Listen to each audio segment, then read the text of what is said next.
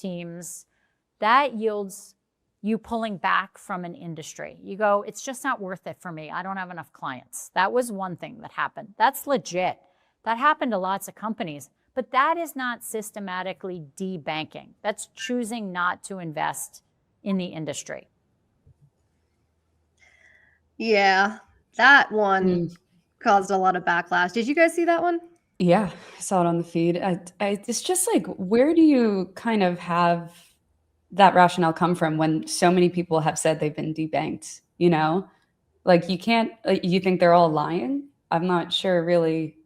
I mean, look, so like, this is challenging. I think it's hard for, I understand it's a CEO of a bank, but it's very hard for a CEO of a bank who has absolutely nothing to do with digital assets to take that strong of a position when there's so much evidence to the contrary. Like, you can argue like people's banks fail.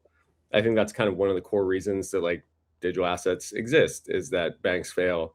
But to say that like crypto isn't targeted specifically, I mean, we even have had, when we're sending like ACH payments, banks initially reject Crypto in America LLC because crypto is in the name. So like, and that's a podcast. So to say that like debanking or like selective failure of banking, you know, is not impacting the crypto industry, I think it's just like, maybe sit this one out. Like, I don't know why you need to take that strong of a position on something that clearly happened. And so this, in terms of banking, the OCC, I believe, or Treasury has reevaluated the systemic risk and like other points of failure or reputational risk in how some banking partners are evaluated in this administration. But the sort of like the groups that we were always in terms of whether or not you could bank was legalized marijuana, crypto, gambling, and I believe like legalized sex work also like, not get bank accounts. And so to argue that like banking was like readily accessible to our industry is just kind of like farcical. Like, I don't understand why you take this strong of a position unless you're just that worried about clarity and what it's going to do to your business model. But like, it seems like a really strong statement with like very little analysis done. And there was no reference to the regulators in this either. And I know we only played a small clip of the overall clip. I think it was 4 minutes, but there was really no reference to what the regulators were actually doing behind the scenes. She talks about, oh, well, there was no interest in the banks, from the banks. There was no, you know, crypto was a small niche industry. That doesn't mean that crypto, you know, was getting systematically debanked. Well, you know, these banks were getting told by regulators, which we, you know, from thousands of reports, from reporting from, you know, Nick Carter, right? Silvergate, Signature. Yeah. There were restrictions put in place that literally made it impossible for these banks to be able to bank crypto. So there was no reference to that, which I thought was quite interesting. So, and to your point, reputational risk, that was a real fear and a real thing, as we now know. So yeah, and you also, I mean, you also had SAB 121 repealed, right? Like, there was literally an initiative put out that banks could not custody. I know this is different between a software development company involved in crypto getting a bank account, but also like just custodying digital assets. There was literally legislation on the table to like prevent that from happening that had to be repealed as basically like the first sort of congressional achievement in our space when this Congress started. So I don't know why you would take that strong of a stance on something. I also don't think it'll help her get any business on that front, but maybe she doesn't want the business of those who feel that they've been, you know, attacked. I did see elsewhere in the interview, she mentioned that their crypto business was strong. So I don't know if that's gonna. Maybe they're not debanking at her bank. That's the takeaway. If we could pull up the Austin Campbell tweet, I just want to pull up that just to reference something interesting. You know who was the person who started this whole thing, this whole conversation around debanking was Mark Andreessen, right? When he went on to Joe Rogan's podcast and basically encouraged, or not encouraged, but everybody felt emboldened to come out and talk about their experiences with debanking when Mark Andreessen talked about it with Joe Rogan. So Austin put this out. And at the end, it says, put simply, if this is the view of the CEO of Lead Bank, you should not be doing business at Lead Bank. Miles Jennings friend of the show, works at A16Z, retweeted this. Hmm. So I don't know. There's definitely some feathers ruffled from this interview. So. And I think so. I'll just like pull back the curtain a little bit on like how startups and like venture-backed companies often select banking partners. So one is usually it's just a recommendation. So like if you go through YC and YC says use Erebor or Mercury or whatever, like that kind of ends up being your bank. We've seen all these new OCC chartered banks. So like now you have the option of Anchorage. Now you have the option of, we were talking about BitGo recently this week. Like you have all these other options. Banking and like new account opening is incredibly competitive. I don't know how many like spam mails we've all got for, $500 deposit, like, or, like deposit. Yeah, get some money if you deposit here, right? Yeah, like you're really not doing yourself any favors by having this stance anyways, because there are a ton of options now. And like the way startups select banks is almost never like some kind of really detailed like review process. It's like, oh, these guys are good, we can work with them. So that's I think there was also a time, like when I started my company a few years ago, different administration, just having the word token in the company name was problematic. Right. And so some teams, obviously in crypto, we have companies that have like block, coin, all these different words that are like a variation of each other. But traditional banks sometimes will just reject your application outright, even because you have some crypto name in it. So I know when we were looking for a bank, for my company, we went through exactly what Gerald's getting at, is like kind of, oh, well, we know someone at this bank, we have a referral here, like that was the process. You don't just kind of like go and apply at a random bank, a big legacy bank, because chances are they'll reject it, at least back then. And remember when we got our Crypto in America Twitter account banned for the first couple weeks of our existence, but there's no reason behind it. We couldn't figure out what the reason was, but I mean, secret haters. Yeah, but I think a couple people suggested it was maybe because you had crypto in the name. Yeah. It was when we first launched the company. For those who don't remember this, our Crypto in America account on X got suspended. And so like we got like a couple thousand followers day one, and then it got suspended. We didn't have it for like a week or two. And we had to pull some strings with wonderful friends in the space to get the account back. But yeah, strange. Good times. And now we're up to almost 20,000 followers. So amazing. Well, let's move on. President Trump weighed in on market structure this week. He also weighed in on prediction markets. So we had a couple truth socials from the president. If we could pull up those, we will go to, so let's talk about the market structure one. So this was the first time he's weighed in on anything relating to, he didn't name the Clarity Act by name in there, but anything related to market structure since March, when he weighed in on the debate on stablecoin yield. But basically, he's saying Trump is going to make America the crypto capital, or keep making it the crypto capital, because apparently it already is. And I've heard from a couple of people that this is actually likely going to help with the ethics issue, because now, this sort of is a committing tweet from Tweet Truth from Trump saying, we're going to get this done, and I'm committing to you. Trump will never let crypto down, right? And I think a lot of people in the industry will see, if clarity doesn't pass, then that is the administration letting crypto down. So, if ethics really is the sticking point, maybe that will factor into letting, the administration have to maybe take some L's on getting, some ethics provisions through. I don't know. We'll have to see, but.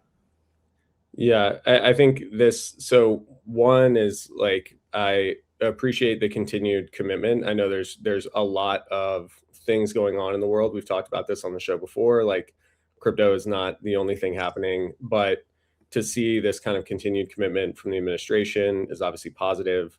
To know it's a legislative priority is positive. And then Eleanor, to your point, like knowing that there's going to be kind of conditional pushes on these last remaining issues. I know there's a huge push on BRCA right now, because we kind of have the stablecoin language figured out, and then ethics we've talked about is just that sort of 800-pound sort of boss at the end of the game. and so yeah, to see the continued support here with everything else going on, and see that's still a priority is encouraging, and we'll see where it ends up.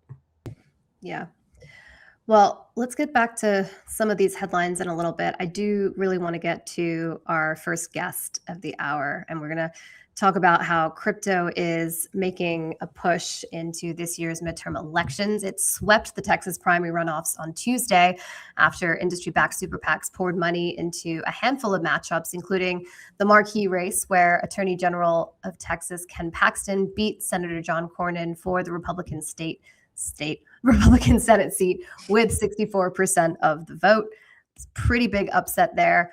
Crypto's leading super PAC Fairshake dropped roughly $8 million on the night, with 6.5 of it actually on the race between freshman Congressman Christian Menefee to unseat 20-year incumbent and crypto skeptic Al Green. I think we all remember Al Green from those House Financial Services Committee hearings where he was kind of just asking a lot of random questions about crypto.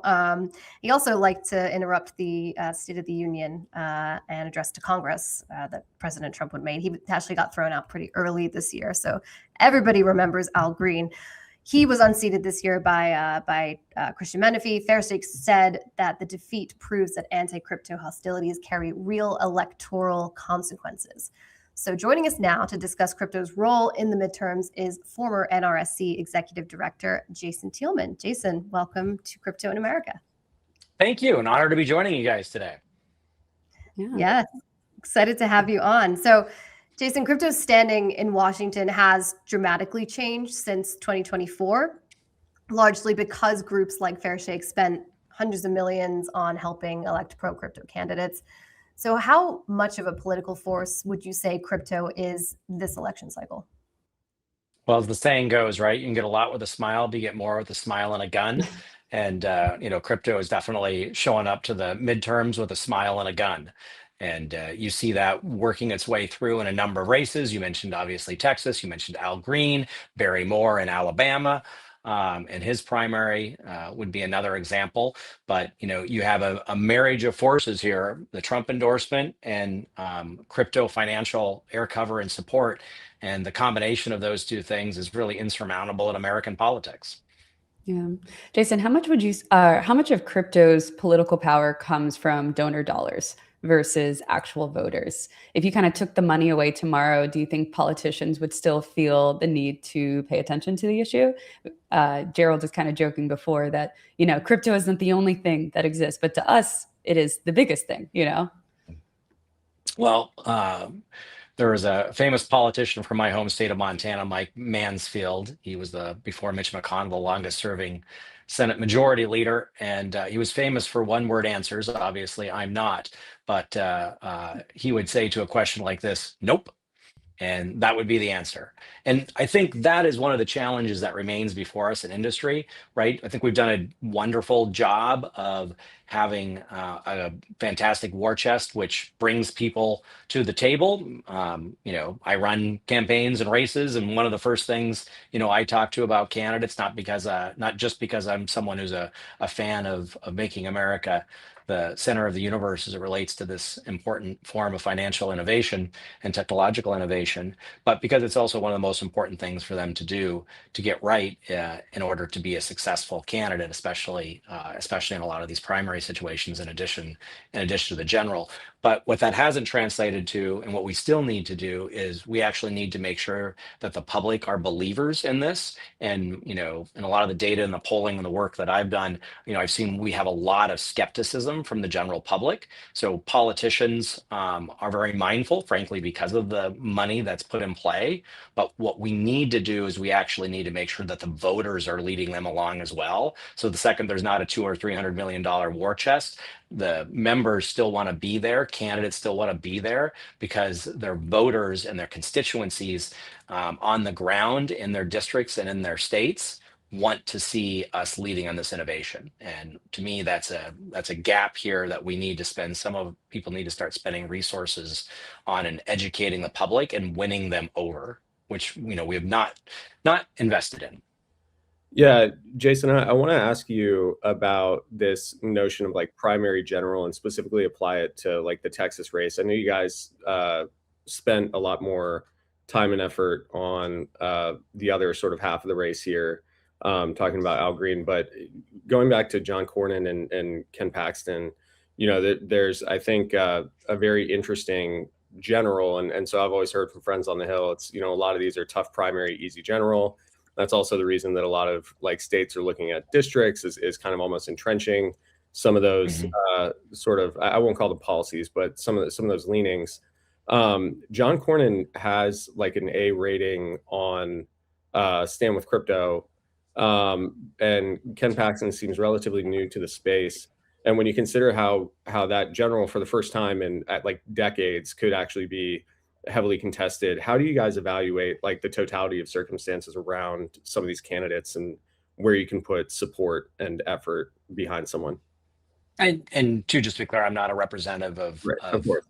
a fair shake and observe the industry. I do have some work and some entities on the C4 and the super PAC space, but nothing at the degree of fair shake, and wouldn't want to suggest I'm speaking for them. But you know, when you have these industry outside groups, right, there's a couple ways you're looking at this, right?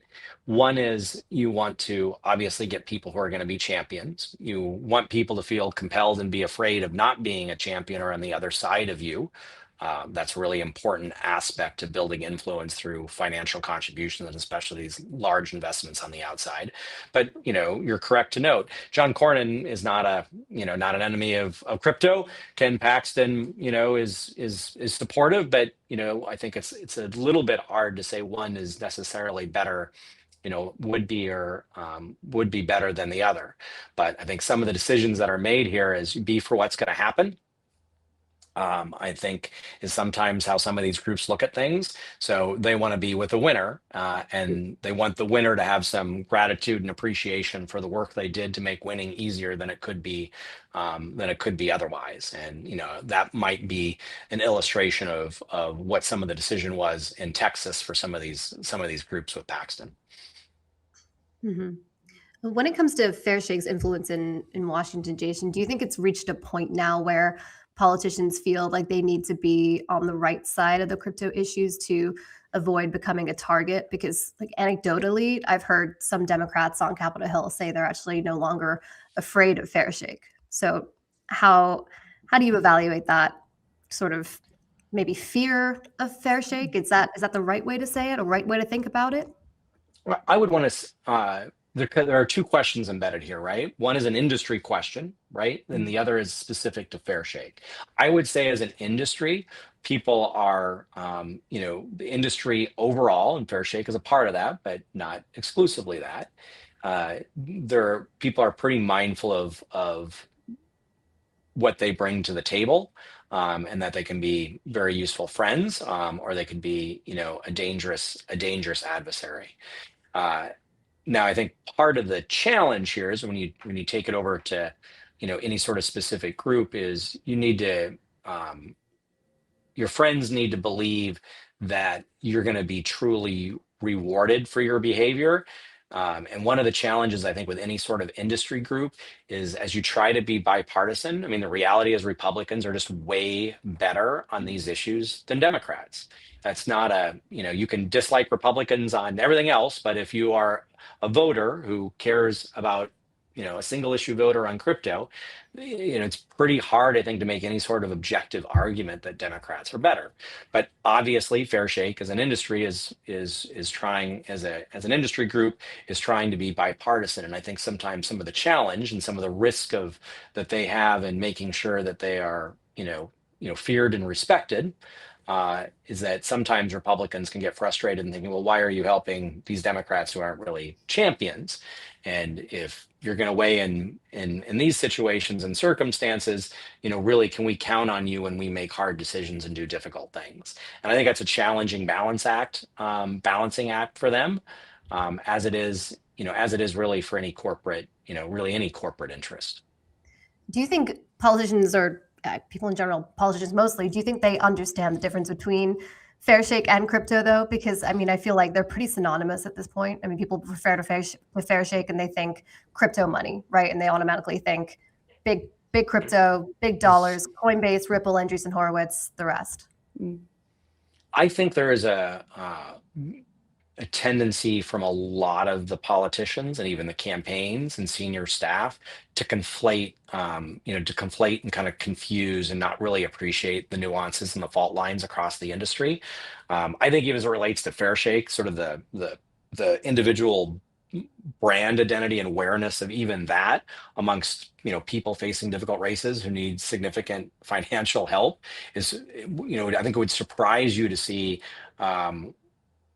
degree to which people don't understand it's fair shake, or the entities that fair shake puts money in, whether it's the Republican super PAC or the Democrat super PAC, right, that flows down from fair shake, or if it's other industry entities. They tend to lump it all together, and not necessarily under the fair shake umbrella, just under the crypto umbrella.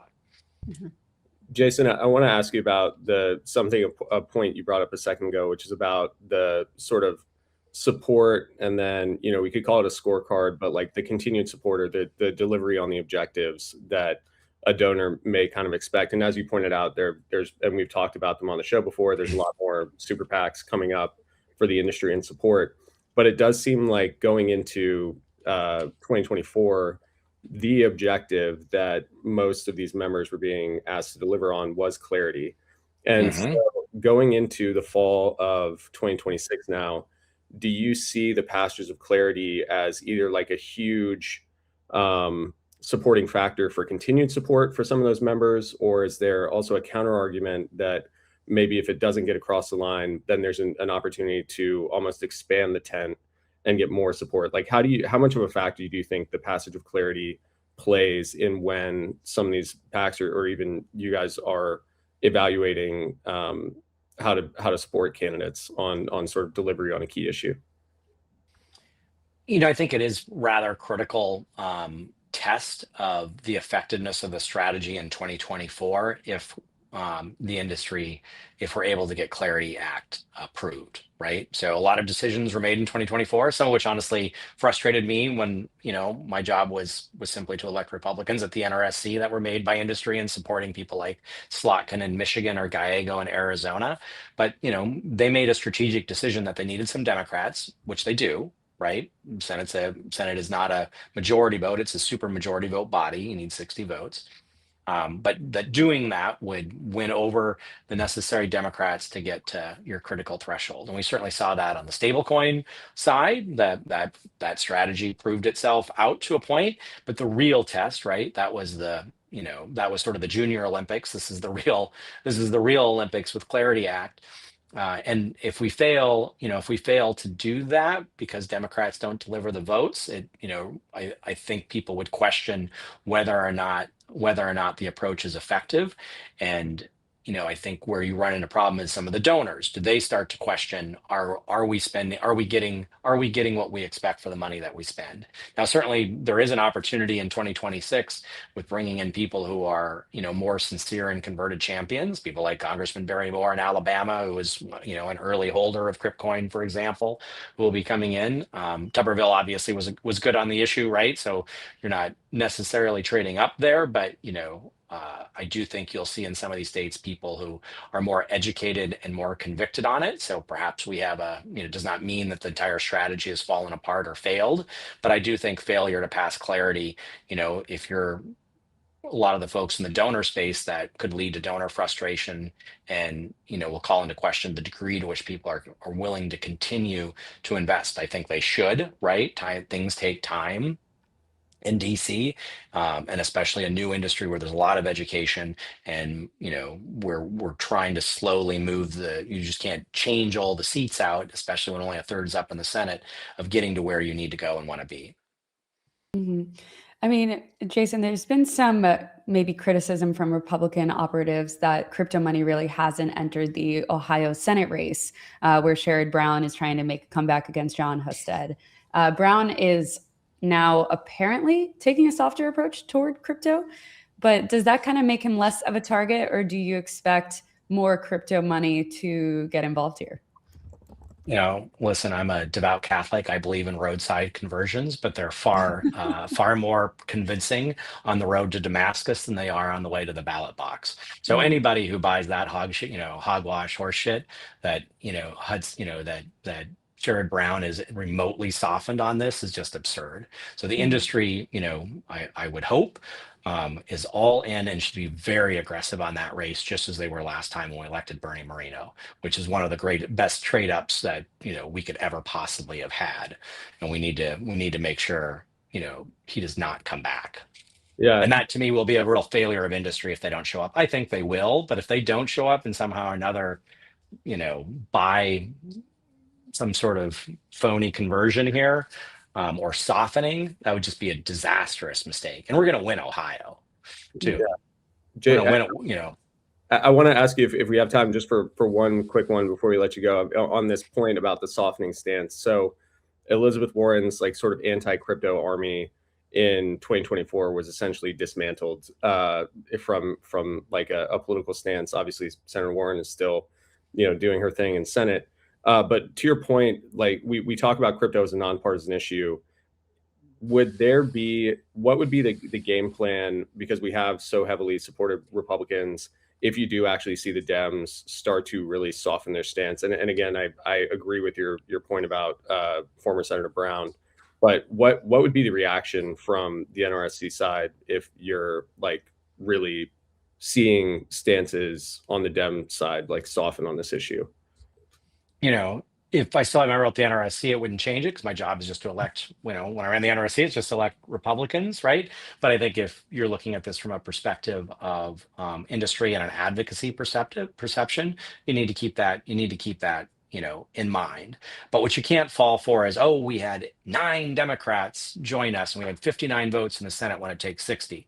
Well, that was by design by Chuck Schumer. He made sure he let some Democrats get away with supporting and voting yes, so they could come to industry, but they all sat behind closed doors and made sure it actually wouldn't happen and who was going to get the pass. And we just can't fall, we can't fall for sort of those sorts of reindeer games. Jason, thank you so much for joining us. My pleasure. Thanks for the opportunity. Thanks. Of course. All right. Well, Stellar was in the news again this week after DTCC, which operates much of Wall Street's settlement infrastructure, announced plans to enable the tokenization of DTC-custodied assets on the Stellar network. Here to discuss what that means for the future of tokenization and market structure is Denelle Dixon, CEO and Executive Director of the Stellar Development Foundation. Denelle, welcome. I'm so happy to be here. It was so fun to listen to part of your last segment too, by the way. So much there. No, good to see you. Good to see you too. Maybe to start off, for people watching who aren't deep in the weeds of market structure, what is tokenizing DTC custodied assets actually enable that can't be done today? Sorry, I struggle with that acronym. I know. You can type DTC. That makes it easier. I mean, the truth of the matter is what it means is just these are natively issued assets now. Like when you think about how it's all of the different ETFs and the different assets that they have, and they settle every single day trillions of assets that come through their infrastructure. And so now this will just be that they're natively issued and the books and records will be on chain. And I think that's a really important piece of what we've already seen happen since, frankly, with Franklin Templeton in 2019 when they first started this process. And now we can see it happen on a much larger scale from a settlement standpoint. Denelle, for a long time, the debate in crypto has been public versus private chains. But I think now with this announcement, we're seeing that a lot of these major Wall Street infrastructure players and the institutions themselves are working with companies or chains, I should say, like Stellar, and then other entities that are maybe more permission like Canton as well. Does that suggest that the future of capital markets isn't, necessarily one or the other, but it might be a hybrid or a mix of both? What are your thoughts? Yeah, I think it's so important for us to recognize what the value of public chains are. The open public infrastructure is so important because it changes and grows every single day with input from so many. And I think that the value of it is that no one owns it, no one controls it. You can't make changes to the history. So the history is is set and it's done. And so you can always look back over it. So you can trust it in a different way than you can with a permission chain. And I think there's also value to having lots of different players participate. So at the validator level, and that you don't actually have to be permissioned at the validator level. On Stellar, though, you know who is validating those transactions so that you can see if there are North Korean actors or anyone that you would not want to validate. You get to choose your quorum set. Open infrastructure, I think, is the future, because I think about the fact that the internet, the thing that's allowing us to have this conversation right now, is open infrastructure. And it grows and changes with time, and people care about it because we're so reliant on it. And the same is true with open networks. Now, I'm not saying that permission networks don't have their place, and that there might be some reasons as we go through this process. It could be that you have permission networks that come in and settle on open infrastructure. There's a lot of things that we can see, and a lot of value to having opportunities and options for financial infrastructure. But I will tell you that if you asked me what the bet is going to be 10 years from now, I say that very much like the internet, the bet is going to be on open permissionless networks. Yeah, Danielle, I'm going to ask a more future-oriented question, because it's a really interesting topic of sort of how this system matures, right? Whether there's space for permission or permissionless. I've experienced with this kind of in a past life in the healthcare space, where the government would update a new interoperability standard and everybody's supposed to adopt it, and there's all these sort of new open source protocols that come up to deal with healthcare data, and then you still kind of end up with a duopoly of vendors in that space. Do you think there's room for many competing? And then a sort of a sub question of this is, how does the developer environment influence this, right? Because you have open source developers in like the layer 1 space, and then you have sort of, I'll just call them like bank engineering teams who are maybe not as nimble. There can be switching costs. So do you think we're heading towards kind of a handful of players in the space, or we're very deeply kind of in the experimentation phase? Like how do you see that playing out? Yeah, I would love to tell you that I think the world will just all run on Stellar, because I think that would be the most amazing thing to be able to see. But the truth of the matter is there's space for multi-chain environment. And the reason why is there's going to be some chains that are better for some things and other chains that are better for other things. And you want to be able to spread those assets across a variety of different chains for that reason. So the opportunity that I see is that's good, by the way, because that creates that competition, that competitive edge, what you just talked about in terms of a duopoly. I've spent years and years in open source technology, back in my days in Mozilla, focusing on the open web and growing open source tech, because of the fact that it actually allows everyone to compete on a level that's different when you actually have closed source software that you don't know what's actually going on behind the scenes, which is a really important piece of it. And so I think competition of different chains and what they're offering only makes the world a better place, because it makes each chain improve and it forces that kind of improvement. The challenge with the software and the way that we've been with financial infrastructure is that because there is the switching costs and the reliance on closed source financial infrastructure, it doesn't actually grow and change with the environment around you. And so then you have 70-year-old software or 50-year-old software that you've been using and continue to use. That doesn't happen with open infrastructure. And I think that we are going to see a world where there's heavy reliance there, and it's all going to make things easier. The switching costs, we'll see standards that are developing more and more. We've seen that with the internet. I mean, this is the same story 20 years later, but we're just doing it on the financial side of the web. The content side of the web got lots of things wrong. We screwed up a lot of things from privacy in a lot of different areas, and we didn't actually engage with the regulatory environment in the way that we are today on the financial side of the web. We're going to end up in a better place because of it. Mm-hmm. Denelle, we've talked about this a lot in the show, and I know you've seen it too, but there's been a lot of tokenization announcements recently from DTCC, asset managers, crypto firms, across the board, right? Do you think we could see, or could an SEC tokenization exemption be kind of that regulatory green light that really propels this from a handful of pilots to bigger and broader adoption? We could see that, but I also feel like we have that already. Like we actually have, when I look at what Franklin Templeton started in 2019, when they started the process of issuing the first money market fund, they actually had to go through a long process with the SEC to work through, how to get there, to get the SEC comfortable with the tech stack, to show that it could run the rails simultaneously, and that actually the blockchain rail was more secure and allowed them to be able to get down further in decimal points and to become more accurate. I think a lot of that the history of what Franklin Templeton started years ago and what others are going through now with native issuance. So if you think about what happened there, that was for transfer agent. They were the transfer agent. And so they really wanted the books and records to be on chain. And then the tokenization was like the product that they brought to it to show that, oh, we needed a thing to be able to show that we could maintain books and records there. I think that the tokenization is just a piece of it, right? The books and records is really the thing that you want to be on chain, because you want that to be something that is immutable. You want the history archive to be there so that you can always trace it. And I think that we've already seen the SEC get past that. And then we've seen like these wrapped tokens, and which they have their value too, because they can then be used in DeFi. And at this point, that's not where the SEC has allowed this to go. But I think a lot of the groundwork is laid, and I think native tokenization is really the place that we need to get to, full native tokenization across the board. Books and records, the tokens being issued natively so that there's not like an intermediary from a custodial standpoint. And then you can move all of this infrastructure on. But I think the SEC, there might be an exemption, but I also feel like we're really close to that just because of the openness that we've seen to a lot of different opportunities and pilots. I don't think people need to do a lot of pilots around this now. I think that we've actually demonstrated that it's possible, it's real, it's happening. We're seeing equities being put there, not wrapped equities, but real equities when you think about what Figure's done. So I think we're getting to that place already, but it's been a long process. So 7 years. Yeah. And your announcement is that your product with DTCC is actually going to launch in 2027, if I remember correctly, right? So that's the timeline that you guys laid out.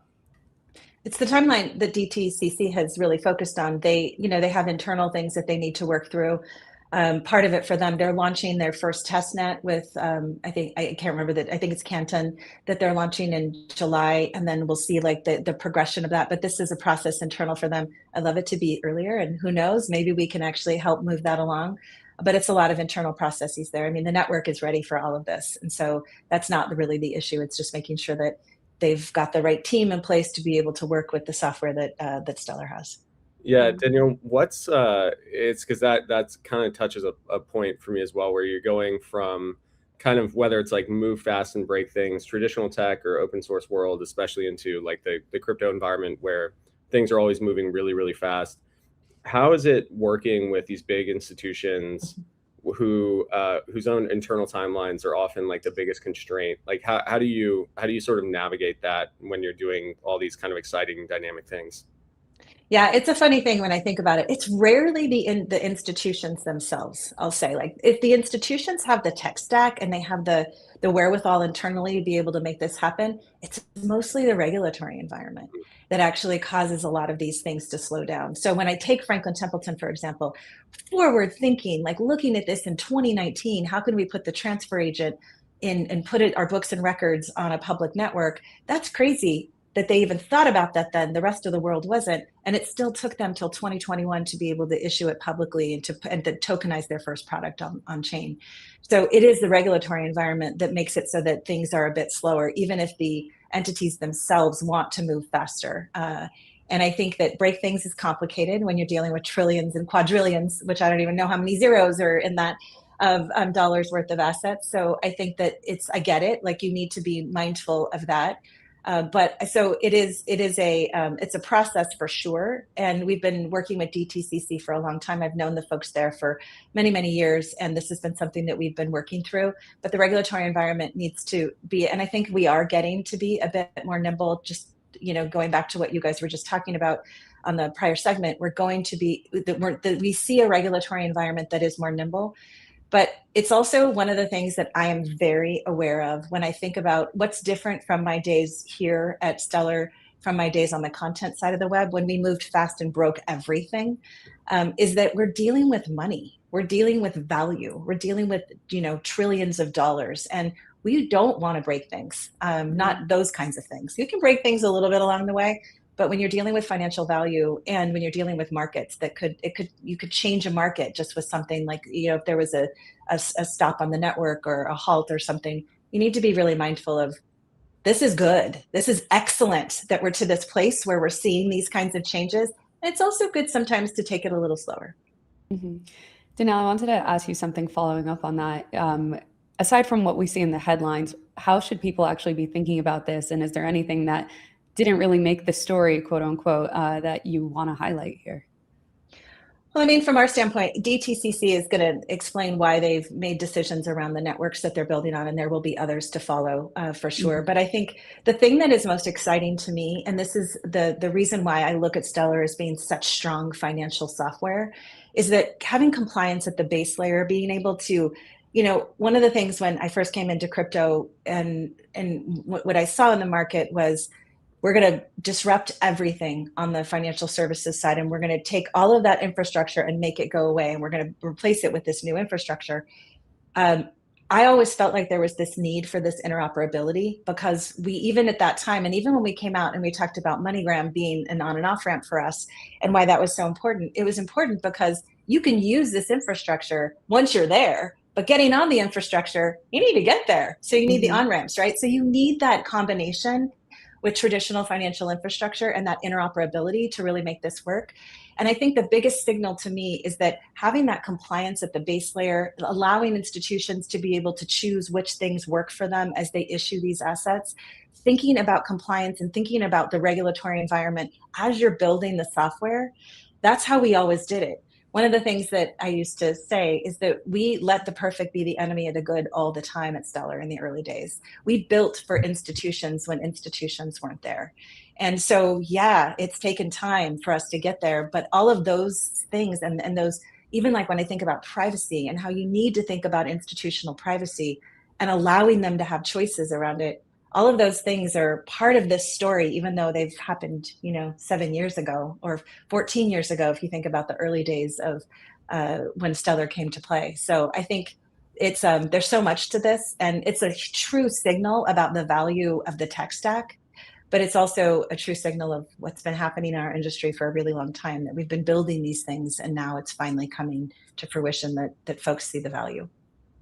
Denelle, before we let you go, I got to ask you about your partnership with Bermuda, because you guys are partnering to help bring some parts of their economy on chain. But I have to ask, what's been more challenging, bringing financial institutions on chain or bringing parts of a government on chain? I can imagine the work that goes into that. That's an excellent question. I think working with these governments is so fulfilling, and I see the real impact kind of right out of the box, where you see their eyes light up and they're like, wow, we actually have also a program in Ghana where we're working, we're in a pilot with the central bank there to really focus on their digital asset exploration and what they want to see. A lot of these governments, they see the value it's going to bring to their constituents. That is the reason why I'm here. Like, I look at this and I say, when I talk about equitable access to the global financial system, that is what it means. It means that no economy anywhere should feel like they don't have the same access to all of these different tools and all these different opportunities.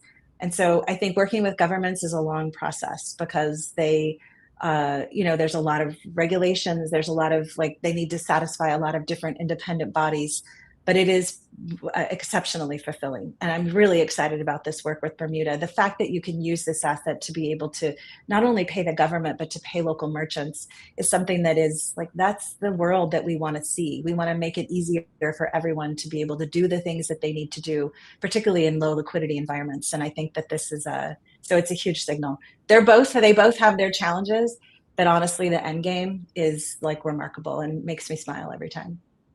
Amazing. Well, Denelle, thank you so much for coming on today, and congrats on the big news. Yes, really wonderful to see you guys. Thanks so much. Thanks. Thank you.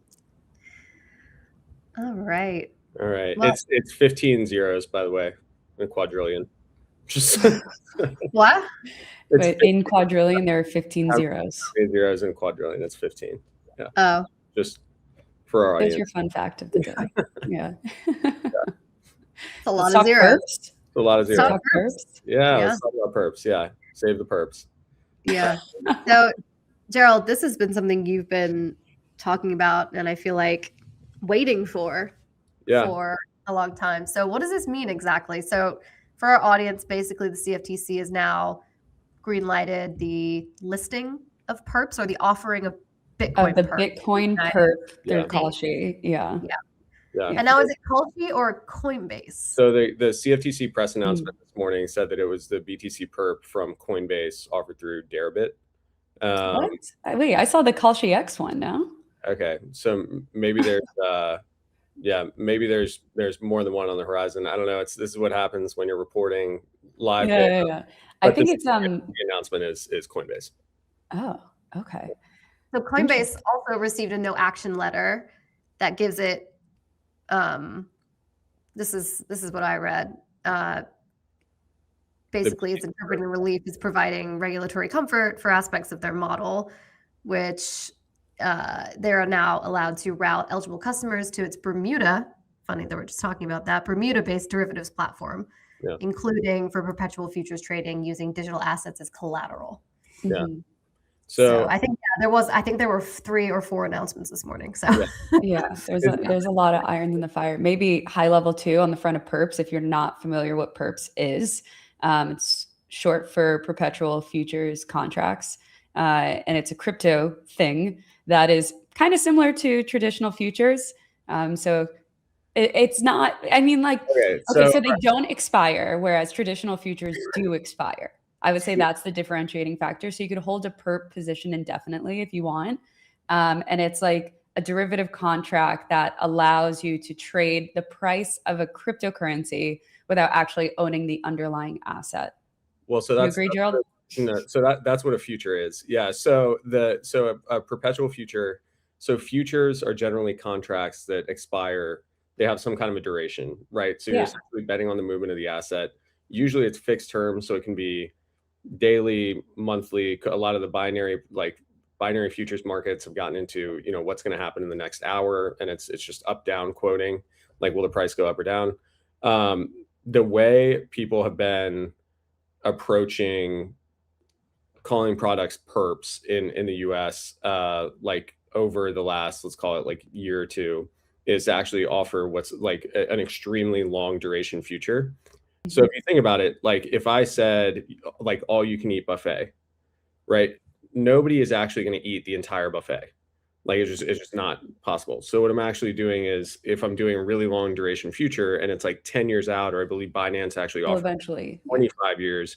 Well, that's the same thing as all you can eat because nobody's going to pay like attention. You're going to eventually leave the buffet. 25 years.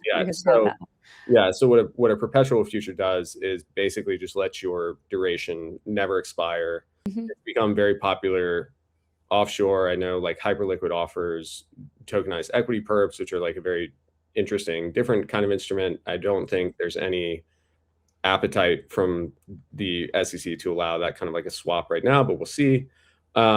And so, yeah, this is like what we were talking about before we started recording was, it's interesting to finally see this. We've been hearing that it's like around the corner, essentially since Chair Selig was appointed. And so in his first opening remarks at the joint CFTC SEC, what are we calling that session that our very own Eleanor Terrett moderated, Chair Selig actually in his opening remarks described perpetual futures as a really good price discovery tool. And it's because what price discovery adds to crypto markets is basically where, and this is the same as traditional commodity markets, like oil futures and the current price of oil will sometimes decouple a little bit based on how fast the news is churning. So like every additional sort of informed price point that gets put into this overall kind of like what is the real price of this thing, especially when you're not relying on things like earnings, you're not relying on traditional sort of financial metrics to value these things. Every data point is like more valuable. So you can be extremely long an instrument, you can be short an instrument for an extremely long period of time. And then often what ends up happening is the unique thing about crypto perps is that if you're trading these on margin, if there's a lot of volatility in a market, people just get wiped out, right? Like your position is closed for you, you're liquidated, and that's kind of the way that we keep things kind of operating. So to see this in a regulated environment, I think we had Chris Perkins on the show a while back talking about how 1010 would not have happened if a lot of these markets were actually regulated. And so this is like a step in the right direction. I think we're still looking for, I don't know if we'll get clear guidance. I hope we do, or if we're just going to keep seeing these kind of like, if you self-cert this instrument and it's okay because it matches this fact pattern, because that's when you're listing a new instrument with the CFTC, you're either looking for exemptive relief, which is like one of the things we were talking about, or you're looking to self-certify an asset, and then they basically have a 10-day window to say like, hey, we have a problem with this. And so it'll be interesting to see whether they come out with like overarching policies, or if we kind of keep getting these like piecemeal, like this is okay, that's okay. And I know, shout out to the commission for being so open door right now in being willing to have these conversations on like innovative instruments. I think like that alone is a huge change for this part of the industry. And it really is an ode to crypto in America, right? Because for a long time, perps were pushed offshore because regulators here thought it was too risky, too high risk to have over here. So a lot of traders would go to Binance, they go to Bybit, Hyperliquid. I'm curious what happens to Hyperliquid. Is this sort of like does this change anything for Hyperliquid here in the US, Gerald? More opportunity now. Well, so let's take a step back. So to participate in like regulated futures land in the US, you have to be, there's basically 3 phases of like how this works. So on the investor side, or sort of what you can call like the trading side, the inflows, there's FCMs, and then there's a DCM that sits in the middle. That's designated contract market. That's the same designation that like a Kalshi has, compared to like Bitnomial was acquired by Kraken. They actually have all 3. And then the back end is clearing, and that's a DCO. So if you're coming to the CFTC with like a novel architecture that doesn't include any entities with that regulated environment, then what you're basically having to do is say, look, our technology performs all of the duties that you need one of these regulated intermediaries to do. And because our technology is so good, we just don't need any intermediaries. So like the fact that commodity perps are going to be in some form legal in a regulated environment doesn't necessarily change the stance of somebody like a Hyperliquid. Like you would still have to go through and say, all right, we can meet all of the core principles. It's like 38 core principles to become a designated contract market. You would have to meet all of them, but also argue that you don't need all of the same infrastructure to meet all of those core principles. And so still like a lot of work for them to do. I think it's good. I saw the NYSC tweet the other day saying, Hyperliquid technology is super interesting. We want to get to know these guys. But that doesn't necessarily mean that you can just like jump into regulated land versus unregulated land. So it just being able to have perps as a regulated futures market doesn't necessarily do anything off the bat for like a Hyperliquid. It just means that there's like a clear framework that, hey, if you want to check all these boxes, then these instruments are probably okay for you to list. Mm-hmm. I mean, it makes sense for Coinbase to be bringing crypto derivatives to the US market, given that they are the biggest exchange in the US. But on the front of Kalshi, what are your thoughts on a prediction market also launching this? Perpetual futures? Yeah. I mean, I think That it's... was my question too. I think it's... Telepathy. Yeah. I mean, I guess, so a binary future... The rules for a binary future, like you've seen all this controversy around settlement mechanisms, right? Whether it's like Kalshi or a poly market. So like I saw like, will Anthropic be like the best LLM at the end of like May 2026? Like some of them have set dates. Yeah. Yeah. Or like there was what was the one that went viral for a minute where it was like, will Jesus return in 2026? Where like it was like the yes was like 5 cents or something.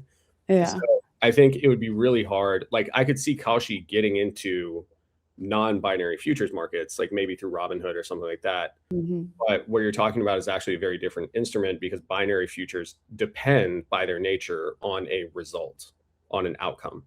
Mm-hmm. So like you can't say like, if I said like, will we ever find a live dinosaur? That would be a really hard prediction. That's an extended, yeah. Like, will we ever is not satisfactory criteria for a binary future. So I could see them launching something because they are a DCM and they have all those partnerships and all that kind of stuff, but it would be a separate product. Like, I don't think we'll ever have forever predictions because it's just not how the instruments work. But yeah, like you could see like really, really long, but that's already allowed, right? Like Yeah.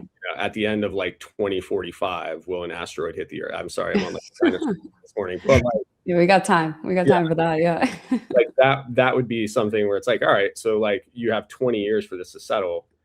But if you're focused on it's, I think you're going to see a lot more regulated markets offer more product lines, because if you have the distribution and people want to trade things, then like you can probably find some opportunity for revenue there. But it's going to be interesting to see how it plays out. And then all it really also takes on perps is like one extremely volatile squeeze in one direction or the other to wipe out like a lot of liquidity very quickly. So we'll see. High risk, high return with these things, right? There you go. Maybe. Yeah. And Well, if they are, I know we're wrapping, but they are the most popular crypto derivative product in the world. Right now, 451 billion in open crypto perps contracts are out there, which is a lot. So amazing. that's the numbers. That's the data, guys. And that is a wrap on Crypto in America for this Friday. So we will see you guys next week. We'll be back from Paris. Jacqueline and I are heading off to Proof of Talk. So yeah. Gerald, wish you were coming. Yeah. But we'll see you next week. Yeah. Yes. Thanks, See you guys next week. Thanks for watching. Yes.